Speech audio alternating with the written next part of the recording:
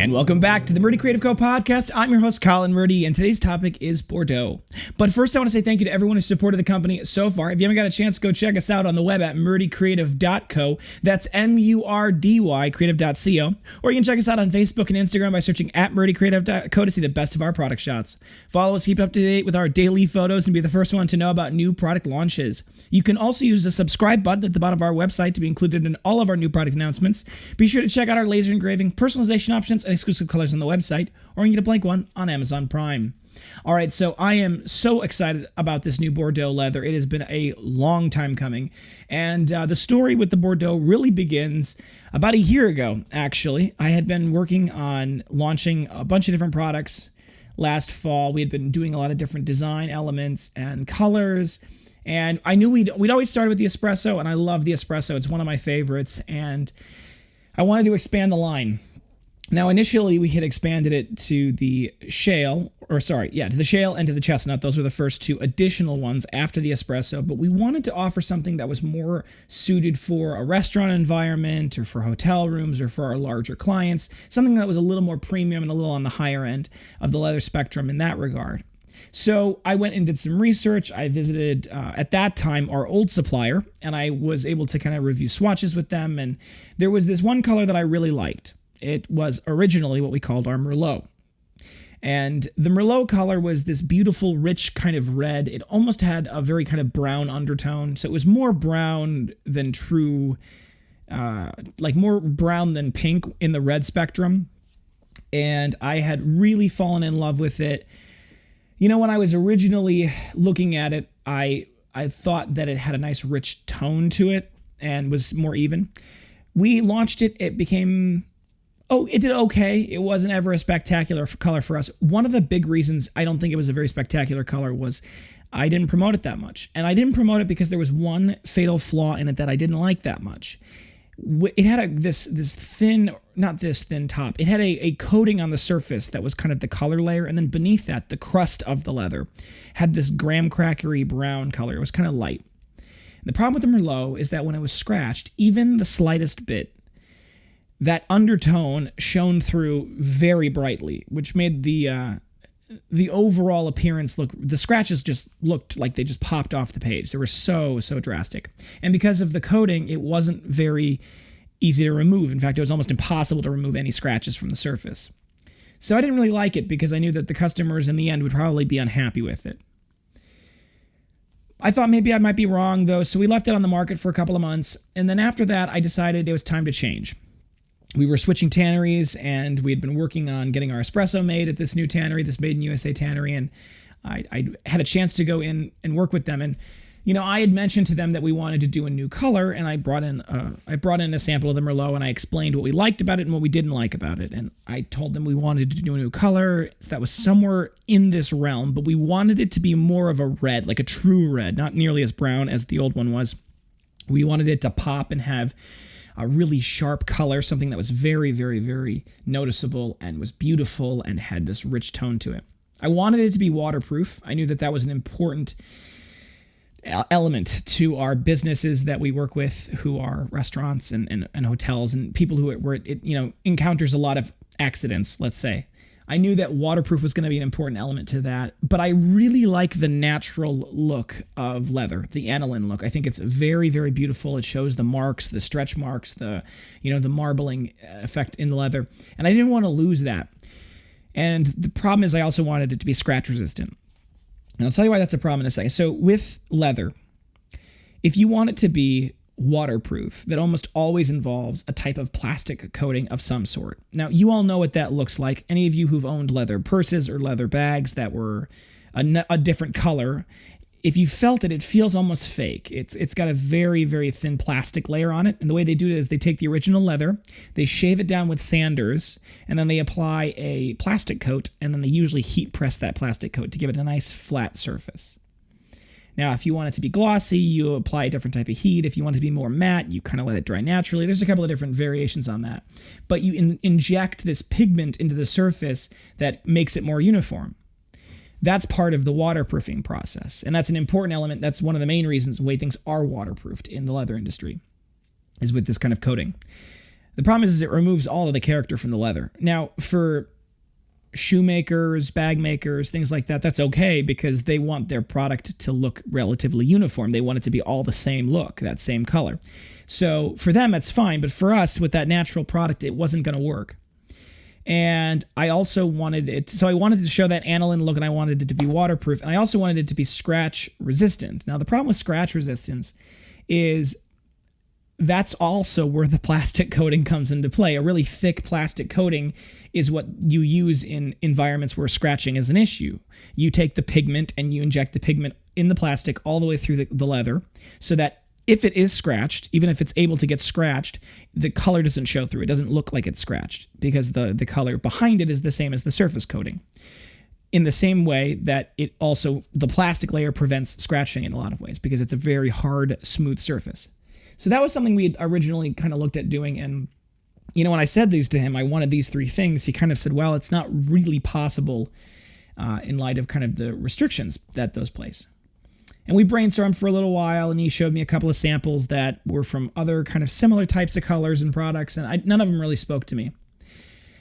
And then one day I don't normally go back to this room, but we had been wandering around, we'd been talking, and we'd been brainstorming, and we went back to their leather sample room. And this room, for lack of a better term, I think this room has gone in once, maybe every 2 months. And so the room is this beautiful room filled with every kind of leather you can imagine, and it's like there's a thin layer of dust in the air and on everything. It's there's light filtering through the windows, and it just looks like it's this untouched, frozen in time thing. So that's kind of cool. But I walked back in there with him, and we were talking through some other different discussions. We were discussing a different leather that we may launch in the spring, and I was playing with some of the leathers on the surface, and I'd been kind of flipping through them, and I found one.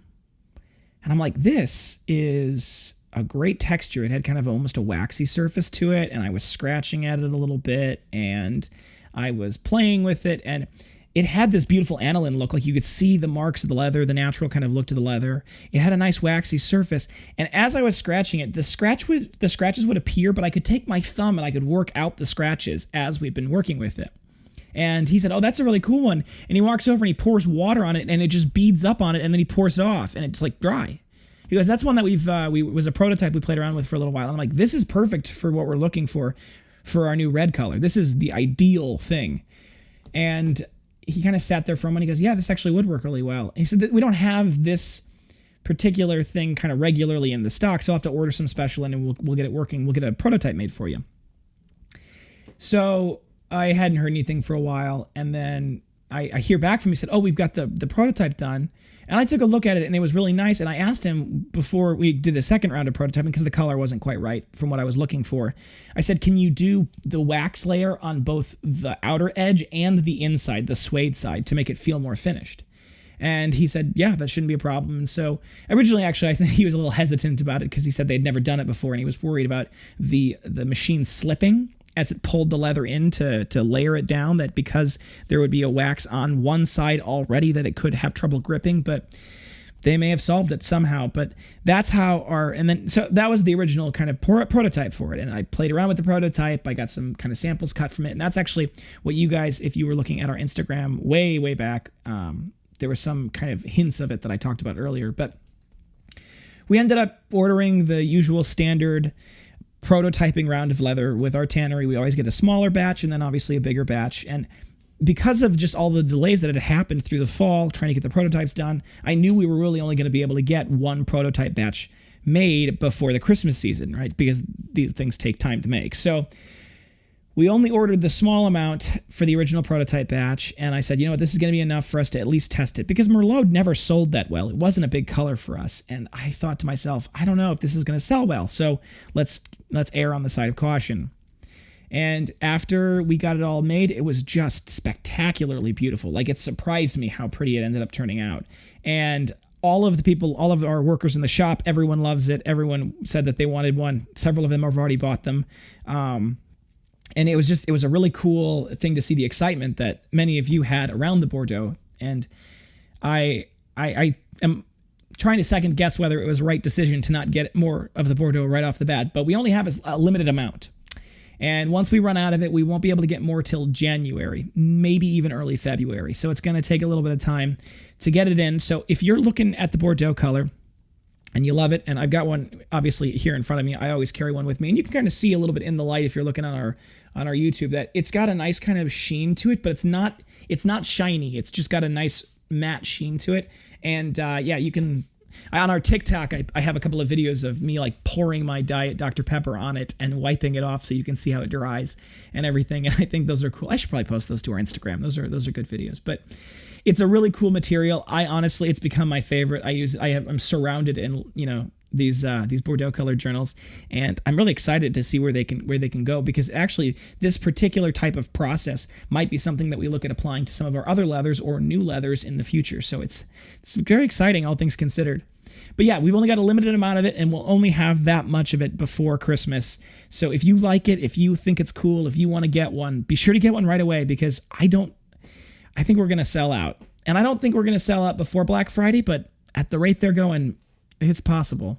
Now, we should have everything in stock, at least today. It's the first day it's launching. I have to double check. We've had quite a bit of sales, but it's possible. I think we've got at least one of everything, of every type of item we own in our shop. That will not always be the case. We had to figure out, because we only had so much, we had to prioritize various things. And so we only have a few of some of the different cuts. I don't think we have very many mini cuts. We definitely don't have very many of some of the other ones. So if you really like it and you really have something specific in mind, be sure to get it right away so you're not disappointed. And that's not just me trying to sell you something. That's me telling you behind the scenes tips. So go check that out. And if this is something really popular, obviously we'll carry a lot more of it in the future, but yeah, that's what we have now. So go check that out. All right, folks, thanks for tuning in today. Be sure to check back in on Thursday for our next topic, and don't forget to check that subscribe button below to be sure to get the latest podcast right away. Next Thursday, I'm going to be talking about our Black Friday specials. We just kind of have nailed those down, and also I'm probably going to talk about our prep for Black Friday, what Black Friday was like last year, and the things that were involved with that, and how we're better prepared this year, because it was a disaster last year. So tune in on Thursday for that. If you have any questions or concerns about your leather binder, folio, or journal, please feel free to contact us at the main page of our website at Murdy Creative Co. Or you can contact us via Instagram and Facebook. You can text, email, call, direct message, all the usuals. I'll do my best to get back to you as soon as possible, but I do appreciate your patience, particularly this time of year. We have a ton of people who want to reach out for custom orders. So for those of you who are waiting until Christmas, get on it, because we have a little bit more of a lead time than we normally would, and that's definitely getting started already. If you think we deserve it, a good review can go a long way. Both leave a review on the podcast app you're listening on, and also leave a review on the product itself or the company at Facebook, MurdyCreative.co on Facebook. You can click on the reviews section. There's a question, do you recommend the Murdy Creative Company? You can click yes, and then write your review. So that's how you can leave a review. It does help us. I do read them. I love them. They are so meaningful to me. So please feel free to leave a review. Word of mouth is still the best form of advertising, though, so please tell your friends. And on that vein, if you want to be an ambassador for the company, you want to help share the message about what we're trying to do here, you want to make a little bit of sales commission on sales that you make, feel free to sign up for our brand ambassador program. Go check that out at murdycreative.co/ambassador. You can also find it on the top tab if you hover over the socials. If you're looking for multiple binders, for gifts, giveaways, menus, really any reason, please ask about our bulk discounts, and do it soon. We still have time. We still have time for those of you who are businesses who want to get your gifts for your employees, or if you're just someone who wants to get a bunch of these for your family members and your friends. They make great Christmas presents, and we can offer those bulk discounts. We have a little bit more of a lead time now, so we're trying to obviously get everything in as fast as we can. So please hurry with those, and particularly after Black Friday, things around here get pretty hectic. So. But you still have time, so reach out to us via sales@murdycreative.co if you're interested in any of that stuff. We're happy to help. Thanks so much for tuning in. Have a great day, and goodbye.